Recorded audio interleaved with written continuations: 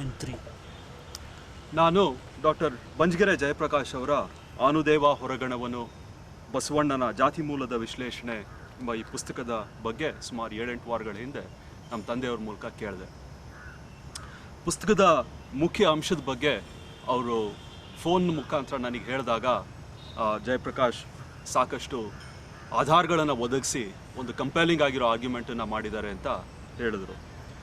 ಅದೇ ಸಮಯದಲ್ಲೇ ನಮ್ಮ ಇತರ ಸ್ನೇಹಿತರು ಸಹ ನಾನು ಕಳೆದ 15 ವರ್ಷಗಳಿಂದ ವಚನ ಸಾಹಿತ್ಯ, ಬಸವಣ್ಣ, ಅಲ್ಲಮಪ್ರಭು ಇವ್ರ ಬಗ್ಗೆ ಭಾಳ ದೀರ್ಘವಾದ ಅಧ್ಯಯನವೊಂದನ್ನು ನಡೆಸಿದ ಕಾರಣದಿಂದ ಪ್ರತಿಕ್ರಿಯೆ ಕೇಳಿದ್ರು.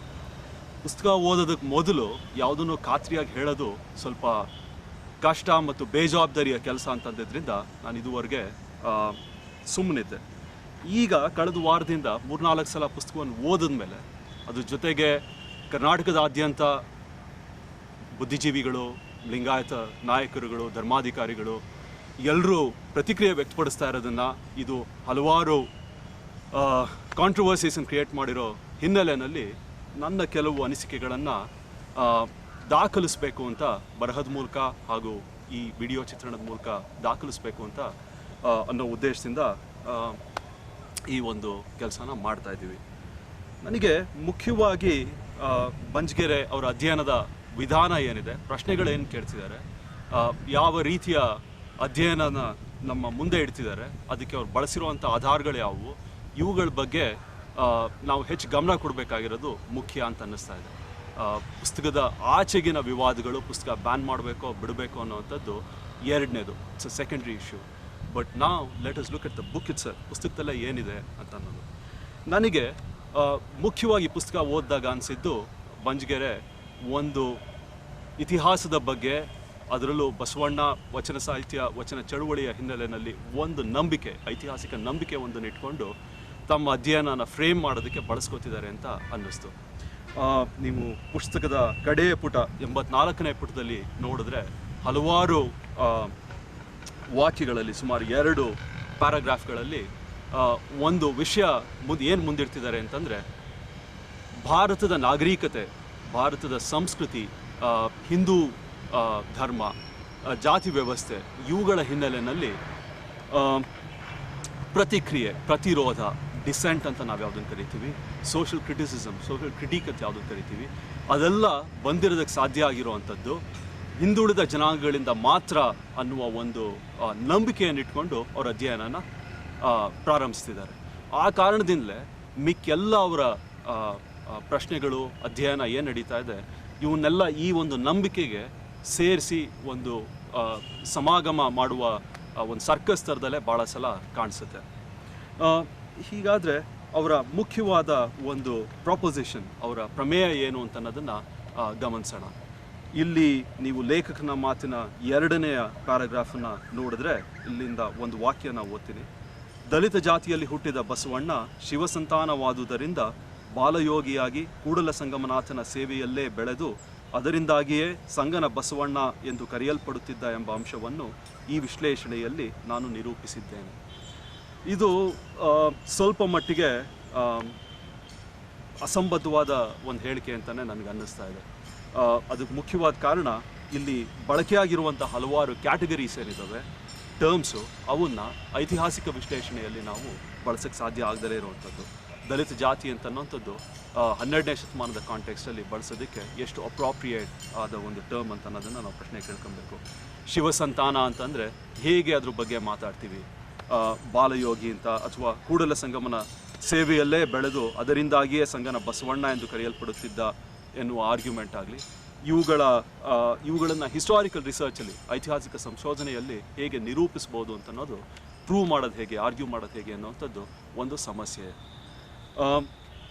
ಇದಾದ ನಂತರ ಇಡೀ ಪುಸ್ತಕವನ್ನು ನೋಡಿದಾಗ ನನಗೆ ಭಾಳ ಮುಖ್ಯವಾಗಿ ಕಾಣಿಸಿದ್ದು ಅವರು ಬಳಸಿರುವಂಥ ಆಧಾರಗಳ ವಿಷಯದಲ್ಲಿರೋ ಸಮಸ್ಯೆ. 2ನೇ ಸೆಕೆಂಡ್ರಿ ಸೋರ್ಸಸ್ ಅಂತ ನಾವು ಐತಿಹಾಸಿಕ ಅಧ್ಯಯನದಲ್ಲಿ ಏನನ್ನು ಕರಿತೀವಿ, ಅವನ್ನೇ ಬಳಸಿ ಅವುಗಳಲ್ಲಿರುವಂಥ ಕೆಲವು ಸಮಸ್ಯೆಗಳನ್ನೇ ಆಧಾರವಾಗಿಟ್ಕೊಂಡು ಬಸವಣ್ಣನ ಬದುಕಿನ ಬಗೆಗಿನ ಯಾವುದೇ ಕಥಾನಕವನ್ನು ಬಳಸದೆ, ಅಂದರೆ none of the narratives about Basava's life have been considered to further his arguments. So ಆ ಹಿನ್ನೆಲೆಯಲ್ಲಿ ಇಡೀ ಪುಸ್ತಕದ ಉದ್ದಕ್ಕೂ ಸಾಕಷ್ಟು ಸಮಸ್ಯಾತ್ಮಕವಾದಂಥ ಹೇಳಿಕೆಗಳು ಹಲವಾರು ಕಡೆ ಕಂಡುಬರುತ್ತೆ. ಒಂದೆರಡು ಉದಾಹರಣೆಗಳನ್ನು ಓದೋದಾದರೆ ಪುಟ 67ರಲ್ಲಿ 67ರ ಪ್ರಾರಂಭದಲ್ಲಿ ಬಸವಣ್ಣ ಸ್ವಂತ ತಾಯಿ ತಂದೆಯರ ಮೇಲೆ ಬಂಡಾಯವೆದ್ದು ಅದೂ ಉಪನಯನದ ಕಾರಣಕ್ಕೆ ಮನೆ ಬಿಟ್ಟು ಗುರುಮಠದ ಆಶ್ರಯಕ್ಕೆ ಬಂದ ಎಂಬುದು ರಮ್ಯಾದರ್ಶದ ಕಥನದಂತಿದೆಯೇ ಹೊರತು ಸಾಮಾಜಿಕ ವಾಸ್ತವಾಂಶದಂತಿಲ್ಲ.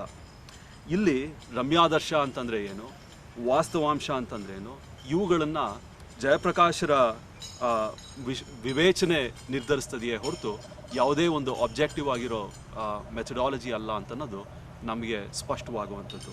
ಅದೇ ರೀತಿಯಲ್ಲೇ ಪುಟ 75ರಲ್ಲಿ ಕಡೆಯ ಪ್ಯಾರಾಗ್ರಾಫ್ನ ಪ್ರಾರಂಭದಲ್ಲಿ ಬಂಡಾಯವೆದ್ದು ಬ್ರಾಹ್ಮಣಿಕೆಯನ್ನು ತಿರಸ್ಕರಿಸಿದ ಬಸವಣ್ಣ ಕೂಡಲ ಸಂಗಮಕ್ಕೆ ಬಂದ ಎಂಬ ಕಥನವನ್ನು ಪರಿಶೀಲಿಸಿದಾಗಲೂ ನಮಗೆ ನಿರಾಶೆಯೇ ಹುಟ್ಟುತ್ತದೆ. ಇದಕ್ಕಿಂತಲೂ ಹುಟ್ಟುತ್ತಲೇ ಶಿವನಿಂದ ಲಿಂಗಧಾರಣೆ ಹೊಂದಿದ್ದ ಎಂಬ ಹೇಳಿಕೆಯೇ ಹೆಚ್ಚು ವಾಸ್ತವಾಂಶದಿಂದ ಕೂಡಿದೆ ಎಂದು ಕಾಣುತ್ತಿದೆ.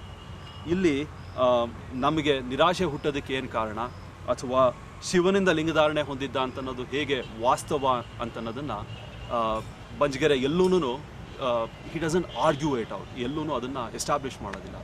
ಈ ರೀತಿಯ ಜಾಳಾದಂಥ ಸ್ಟೇಟ್ಮೆಂಟ್ಗಳು ಇಡೀ ಪುಸ್ತಕದ ಉದ್ದಕ್ಕೂ ಪ್ರತಿ ಪುಟದಲ್ಲೂ ಸಹ ನಾವು ಗುರುತಿಸ್ತಾ ಹೋಗ್ಬೋದು.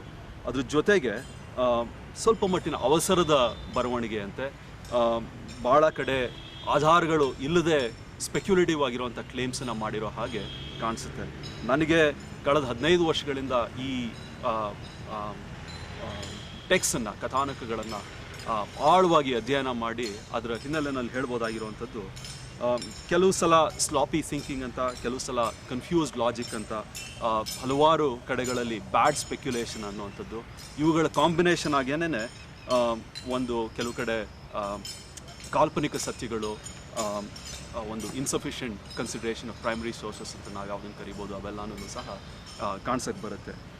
ಇಷ್ಟೆಲ್ಲ ಹೇಳೋನು 2 ಅಂಶಗಳನ್ನು ಕಡೆಯಲ್ಲಿ ನಾವು ಪ್ರಸ್ತಾಪ ಮಾಡಲೇಬೇಕು. ಮೊದಲನೇದು, ನನಗೆ ಬಂಜಗೆರೆಯವರ ಮುಖ್ಯವಾದ ಒಂದು ಸ್ಟಾರ್ಟಿಂಗ್ ಪಾಯಿಂಟ್ ಏನಿದೆ, ಪ್ರಾರಂಭದ ಅಂಶ ಒಂದೇನಿದೆ, ಅದ್ರ ಬಗ್ಗೆ ಸಹಾನುಭೂತಿ ಇದೆ. ನನ್ನ ವಿಶ್ಲೇಷಣೆಯ, ಈ ಇತಿಹಾಸದ ವಿಶ್ಲೇಷಣೆಯಲ್ಲೂ ಸಹ ಭಾಳ ಮುಖ್ಯವಾದದ್ದು ಅಂದರೆ ವೀರಶೈವ ಜನಾಂಗ, ವೀರಶೈವ ಇತಿಹಾಸ, ವಚನ ಚಳುವಳಿಯ ಸಾಂಸ್ಕೃತಿಕ ಸ್ಮೃತಿ ನಮ್ದು ಹೇಗಿರಬೇಕು ಅಂತ, what ought to be the cultural memory that we should retain ಅಂತ ಅನ್ನೋದು, ಅಥವಾ what are the different forms in which this cultural memory has percolated, has remained with us ಅಂತ ಅನ್ನೋದು. ಅದ್ರ ಬಗ್ಗೆ ಅಷ್ಟು ಸ್ಪಷ್ಟವಾಗಿ ಬಂಜಗೆರೆ ಯೋಚನೆ ಮಾಡ್ತಿದ್ದಾರೆ ಅಂತ ನನಗೆ ಅನಿಸಿಲ್ಲ. ಇಷ್ಟಾದರೂ ಸಹ ನಮ್ಮಲ್ಲಿ ಅಭಿವ್ಯಕ್ತಿ ಸ್ವಾತಂತ್ರ್ಯದ ಒಂದೇ ಕಾರಣದಿಂದಲ್ಲ, ನಮ್ಮಲ್ಲಿ ಈ ರೀತಿಯ ಚರ್ಚೆಗಳು ವಿವರವಾಗಿ ನಡೀಬೇಕು ಅನ್ನೋ ಹಿನ್ನೆಲೆಯಲ್ಲಿ ಪುಸ್ತಕನ ಬ್ಯಾನ್ ಮಾಡಬೇಕು ಅನ್ನೋವಂಥದ್ದು, ಪುಸ್ತಕನ ಮುಟ್ಟುಗೋಲು ಹಾಕೋಬೇಕು ಅನ್ನೋ ತರಹದ ಡಿಮ್ಯಾಂಡ್ಗಳು, ಬೇಡಿಕೆಗಳೇನು ಬರ್ತಿದ್ದಾವೆ ಅವು ಅಷ್ಟು ಸಾಧು ಅಲ್ಲ ಅಂತನ್ನೋದನ್ನು ನಾವು ಸ್ಪಷ್ಟವಾಗಿ ಹೇಳಬೇಕಾಗುತ್ತೆ. ಕೆಟ್ಟ ಪುಸ್ತಕ ಬೇಜವಾಬ್ದಾರಿಯ ಬೆಳವಣಿಗೆ ಆಗ್ತಾ ಇದೆ ಅಂತ ಅನ್ನಿಸ್ದಾಗಲೂ ಸಹ ಅವುಗಳನ್ನು ಮೆಥಡಲಾಜಿಕಲ್ ಗ್ರೌಂಡ್ಸಲ್ಲೋ ಇನ್ನೊಂದರಲ್ಲೋ ನಾವು ರೆಸ್ಪಾಂಡ್ ಮಾಡಬೇಕೇ ಹೊರತು ಅಭಿವ್ಯಕ್ತಿ ಸ್ವಾತಂತ್ರ್ಯವನ್ನೇ, ಪುಸ್ತಕ ಬರೆಯೋ ಹಕ್ಕನ್ನೇ ಕಸಿದಿಟ್ಕೊಳ್ಬೇಕು ಅಂತ ಅನ್ನೋದು ಅಷ್ಟು ಸರಿಯಾದ ಬೇಡಿಕೆ ಆಗೋದಿಲ್ಲ. ಒಂದು ಆರೋಗ್ಯಪೂರ್ಣವಾದ ಚರ್ಚೆ ಹೇಗೆ ಮುಂದುವರಿಬೇಕು ಅಂತ ಅನ್ನೋದ್ರ ಬಗ್ಗೆ ನಮ್ಮೆಲ್ಲರ ಗಮನ ಇರಬೇಕೇ ಹೊರತು ಲೇಖಕರನ್ನು ಹೊಡೆಯೋದು ಅಥವಾ ಲೇಖಕರ ಮೇಲೆ ಹಲ್ಲೆ ಮಾಡೋದು ಅಥವಾ ಪುಸ್ತಕಗಳನ್ನೇ ಮುಟ್ಗೋಲು ಹಾಕುವಂಥದ್ದು ಸೂಕ್ತವಾದದ್ದಲ್ಲ.